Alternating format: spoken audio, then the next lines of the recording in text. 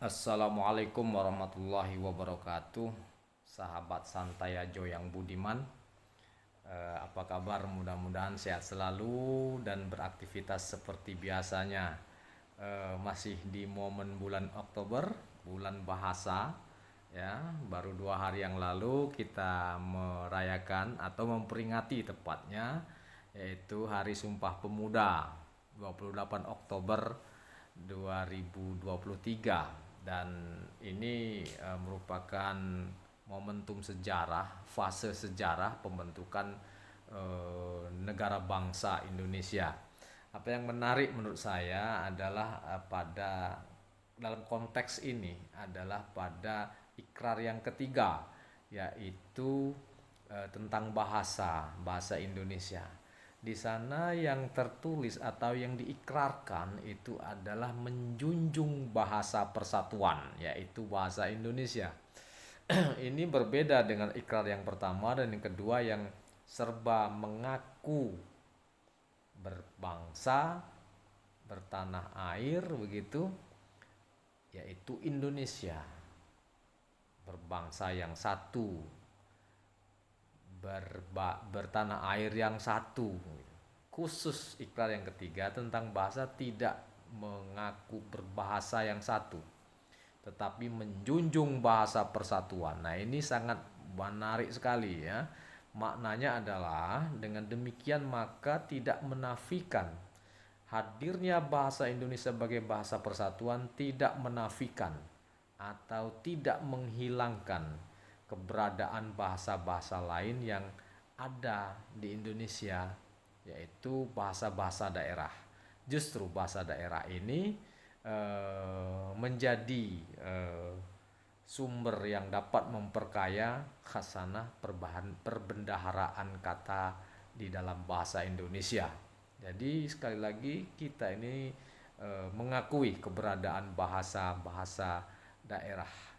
Nah, kemudian itu semua disatukan atau dipersatukan, bukan disatukan, dipersatukan. Dan kita menjunjung tinggi pemersatu itu, yaitu bahasa Indonesia. Oke, sahabat santai ajo yang budiman, terkait dengan bahasa saya ingin menceritakan lah ya.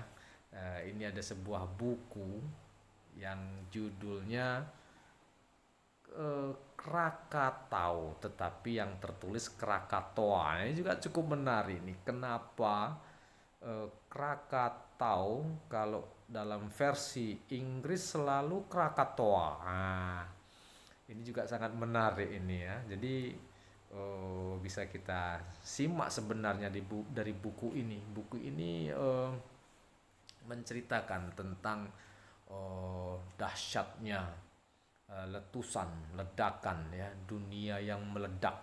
Itu kira-kira ya, judulnya sangat provokatif. Dunia yang meledak begitu ya. Jadi letusan Gunung Krakatau yang terjadi pada 27 Agustus 1883. Nah, ini sangat menarik ya. Buku apa letusan Gunung Gunung Krakatau ini ya. Saya kira kita semua tahu Gunung Krakatau itu gunung yang terletak di Selat Sunda ya, di laut ya, antara Pulau Sumatera dan Pulau Jawa. Ini letusannya ini bahkan telah menimbulkan tsunami yang menewaskan 40-an ribu nyawa manusia. Nah, ini begitu dahsyatnya ya. Ini di buku ini digambarkan bahwa efek gelombang tsunami akibat letusan itu pun bisa dirasakan sampai ke Prancis, sampai ke Washington DC, yaitu Amerika ya. Nah, ini sangat dahsyat. Dan bahkan digambarkan mayat-mayat korban dari letusan itu, baik letusan dampak dari tsunaminya ataupun letusannya itu telah menyeret ya, mayat-mayat itu sampai ke negeri Zanzibar. Zanzibar itu di mana? Zanzibar itu ada di Afrika. Nah, betapa jauhnya mayatnya itu sampai terseret ke Zanzibar ya. Dan itu menyebabkan beberapa kerusakan dan dampak yang sangat signifikan di Australia, India, dan pulau-pulau lain yang jaraknya ribuan mil dari Selat Sunda, ya. Dan ini gambaran yang sangat eh, menunjukkan betapa dahsyatnya letusan gunung Krakatau ini, ya. Dan ini gunung yang sangat aktif, ya. Sekarang ini masih menyembur-nyemburkan lava, ya, bukan larva, lava panas, eh, yang beberapa waktu yang lalu sempat meletus begitu, ya. Nah, itu menandakan bahwa gunung ini masih aktif. Nah, tapi juga satu hal yang sangat apa menjadi pertanyaan lah. Saya juga bertanya-tanya, kenapa kok Krakatoa? Kenapa nggak Krakatau gitu kan? Tinggal ngerubah aja huruf O dengan A yang akhir itu kan, jadilah Krakatau gitu, ya. Nah, rupanya dalam buku ini pun disinggung itu sebenarnya sebuah kesalahan ejaan begitu, ya. Kesalahan ejaan yang mestinya Krakatau tapi tertulisnya Krakatoa, ya. Dan nama yang pertama kali muncul sebenarnya nama Krakatau, ya. Itu ketika pada bulan Oktober 1658, ya, seorang dokter Belanda, Waterschouten, mencatat dalam perjalanannya bahwa dia telah melewati Pulau Krakatau yang tertutupi pohon-pohon. Jadi pada tahun itu, ya, di abad 17 itu, seorang Waterschouten ini melakukan perjalanan, tentu menggunakan kapal atau perahu atau sejenisnya, melewati pulau yang disebut sebagai Pulau Krakatau. Nah, itulah pertama kali muncul nama Krakatau yang kemudian juga digunakan sampai sekarang oleh kita orang Indonesia, Krakatau. Nah, sayangnya dalam versi bahasa Inggris penulisnya menjadi keliru, Krakatoa. Ya, inilah kemudian disebut sebagai salah kaprah. Salah tetapi sudah lazim dan menjadi benar. Sehingga kita mengenal dua versi, Krakatau dan Krakatoa. Nah, jadi begitu, sahabat santai aja yang budiman. Nah, tetapi ini ada cerita menarik juga terkait dengan asal usul nama ini. Kenapa muncul menjadi nama Krakatau gitu, ya.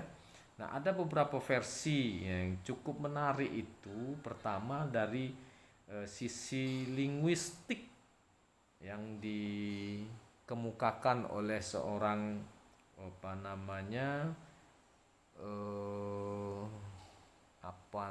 seorang pastor, ya, pastor dari Prancis yang bernama Guy Tachard. Guy Tachard ini menyebutnya karena pulau itu banyak sekali terdapat sekelompok burung nuri putih. Burung nuri ini kan jenis atau satu kelompok dengan burung kakatua. Nah, dari kata-kata kakatoa itulah kemudian jadi kakatoa itu lahirlah sebutan Krakatau. Nah, ini menurut ini sang pastor dari Prancis ini, ya, dia menyatakan bahwa dia sudah 80 tahun, ya, berkeliling melewati areal tersebut, ya, melintasi Selat Sunda tentunya, ya. Nah, sehingga dia menyebutnya, dia melihat banyak sekali burung-burung nuri putih di situ atau burung kakatua di situ. Kakatoa gitu, ya. Akhirnya disebutlah situ Krakatawa. Krakatau mestinya gitu, ya. Nah, itu versi yang pertama. Kemudian ada juga versi lain, ya.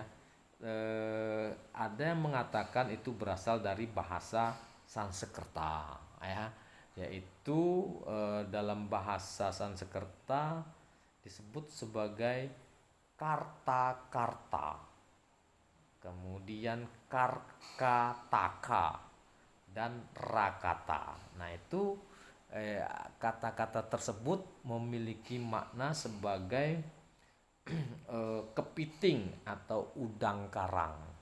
Dan itu yang menjadi sekarang pun ada yang namanya Pulau Rakata di sana ya, di kawasan apa namanya, kawasan Krakatau itu ya, anak Krakatau sekarang ini, karena itu anaknya yang tumbuh setelah Krakataunya itu meletus pada 1883 itu ya itu. Tetapi ada juga versi dalam bahasa Melayu. eh, Krakatau itu berasal dari kata klakatau. Klakatau ya. Klakatau ini yaitu anai-anai, binatang yang kecil ya, anai-anai ya. Seperti apa? Rayap, rayap yang sudah menjadi apa, bersayap tuh, laron ya itu ya, sudah seperti laron, itu anai-anai ya. Nah, Krakatau ini dari situ, karena mungkin di sana ditemui binatang atau hewan bersayap seperti rayap itu. Nah, itulah akhirnya disebut Krakatau. Nah, tetapi ada yang cukup menarik menurut saya, cukup anekdotis lah ya. Jadi ada seorang apa, pelaut dari India yang menyewa warga lokal, tentu warga lokal mungkin orang-orang Banten situ yang sekarang masuk wilayah provinsi Banten itu, sebagai nahkoda kapal atau perahu lah ya.